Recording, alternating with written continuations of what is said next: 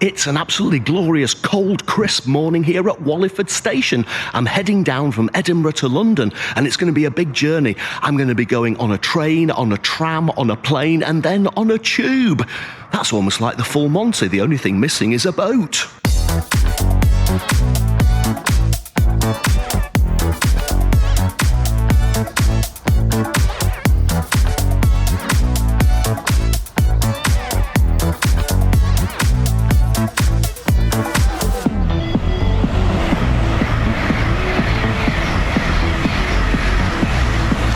Well, Mrs. E actually dropped me here at Wallyford Station, so technically I've added a car into the cornucopia of transport modes this morning. But anyway, here comes the train, so let's get on with the first part of the journey.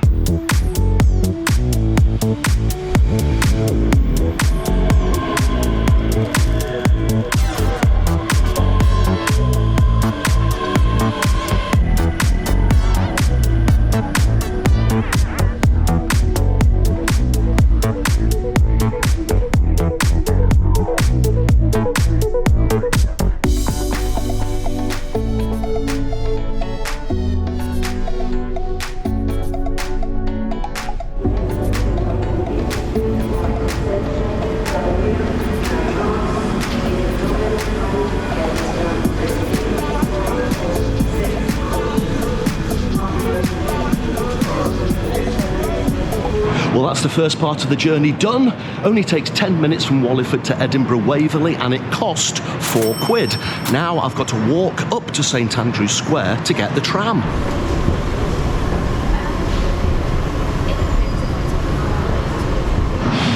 Edinburgh is looking gorgeous this morning. It's a beautiful day to travel. Only takes 5 minutes to walk up the steps from the station to the tram stop. And of course, I've just missed a tram.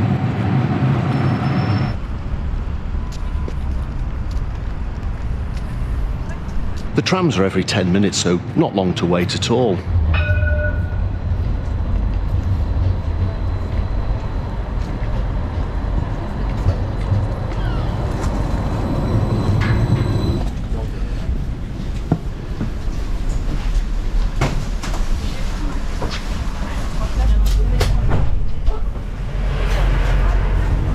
The journey to the airport's going to take about 35 minutes, and it cost £6.50. I'm going to add up the total at the end of the video.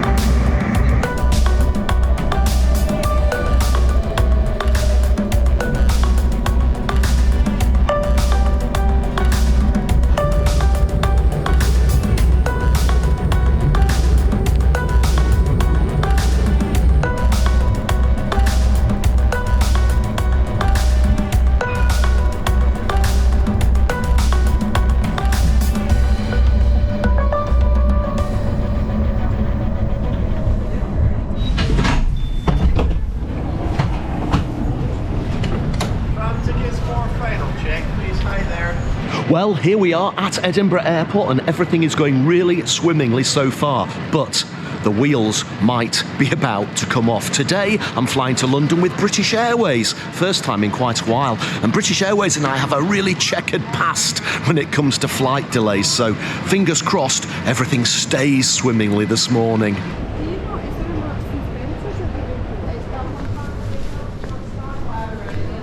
That wasn't too bad. 20 minutes through security, my bag got picked for a random search, which did take a few minutes, but never mind. Now we've just got the route march through the shops. Do you know what? Isn't it about time these British airports gave you the option to buy a fast track pass through the shops?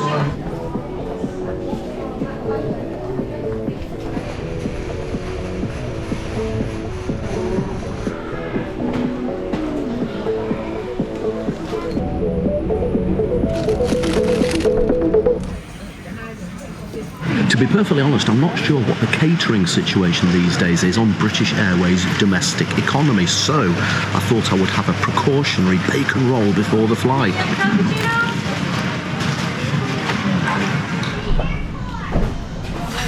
And a black Americano, as always. Cheers. There's our aircraft for today. It's an Airbus A321neo. That's the one with the bigger engines, as you can see.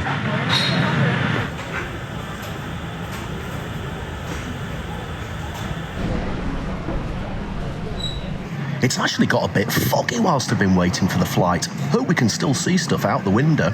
It's definitely a full flight today. I'm in boarding group 9, that's what it says on my boarding pass, and which means I'm about the lowest of the low, and I'm going to be boarding last.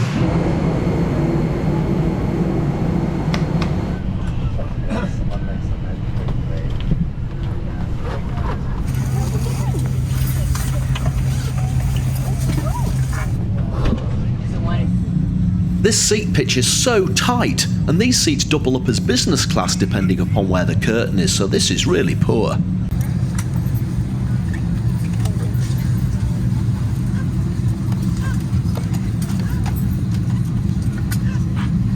Well, the flight's absolutely packed to the rafters, and it's taken them nearly 45 minutes to board. That's almost as long as the flight's going to be. The captain's just told us that the cloud base is really low, and once we take off, we'll be above it within a matter of seconds. Well, here we go. Let's see if that happens.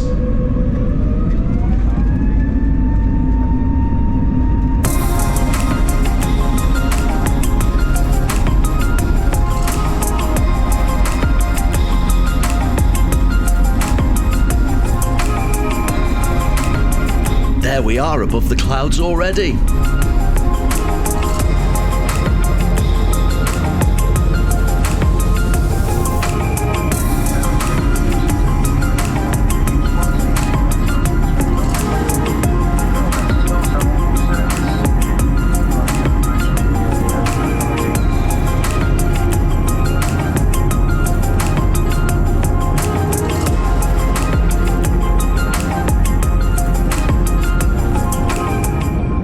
Well, I was right to have that precautionary coffee and bacon roll at the airport, because on British Airways domestic, all you get these days is a complimentary bottle of water.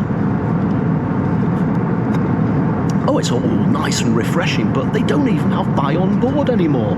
Unlike EasyJet and Ryanair, you can buy coffee, whatever you want. On British Airways, just the water. I think that's pretty poor service. Come on, British Airways, time to get your act together.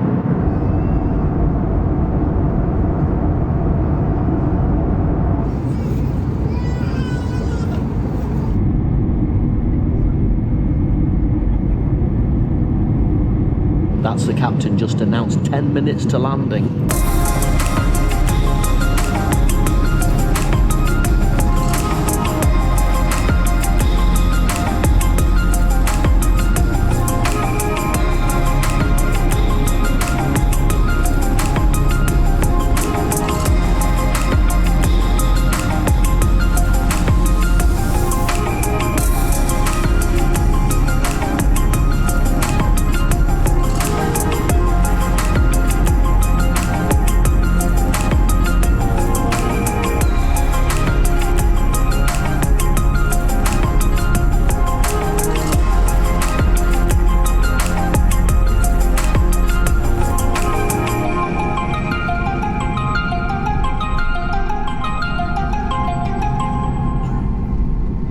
Manually cross-check.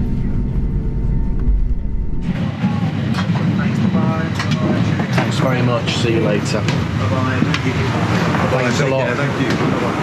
Welcome to Heathrow Terminal 5. Well, that flight was an hour and a half. We had to circle round over Heathrow for quite a while before we got final approach instructions. Now, the cost of the flight, 135 quid. Admittedly, I could have got a cheaper flight with EasyJet, probably about 50, but today I specifically wanted to fly to Heathrow, and I've got a really good reason for doing so. I desperately wanted to go on the tube this time, and I'm going to tell you why in a minute. The Elizabeth line.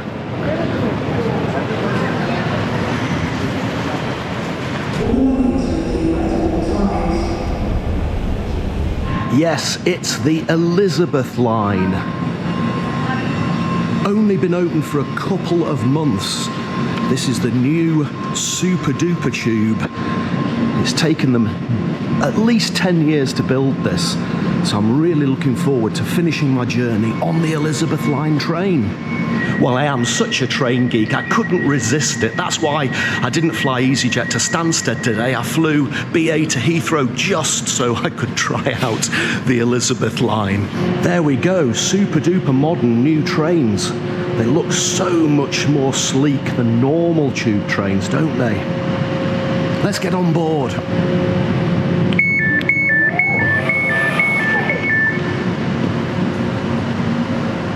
Look at that, it's like staring into infinity. This train is really long.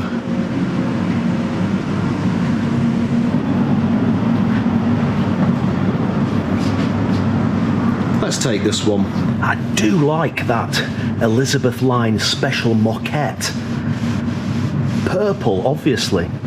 Of course, the great thing about the Elizabeth Line is you can now get a train directly from Heathrow into the centre of London, beyond Paddington. Previously, it was the Heathrow Express. You could only go to Paddington. Now, I can go all the way to Bond Street or Tottenham Court Road and get off there and be really close to the final destination.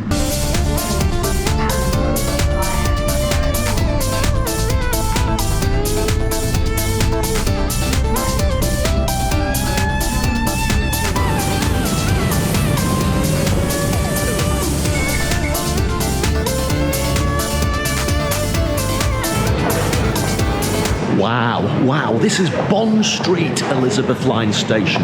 Isn't it cavernous compared to the normal tube stations?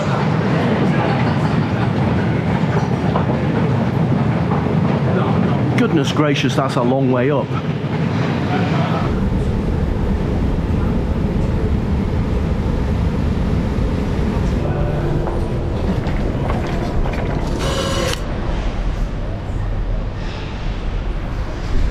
Welcome to Bond Street. I've only got a very short walk to my hotel. Well, actually, I could get a cab, couldn't I? And then I'll have done car, train, tram, plane, tube, and taxi. No, Rog, don't get carried away.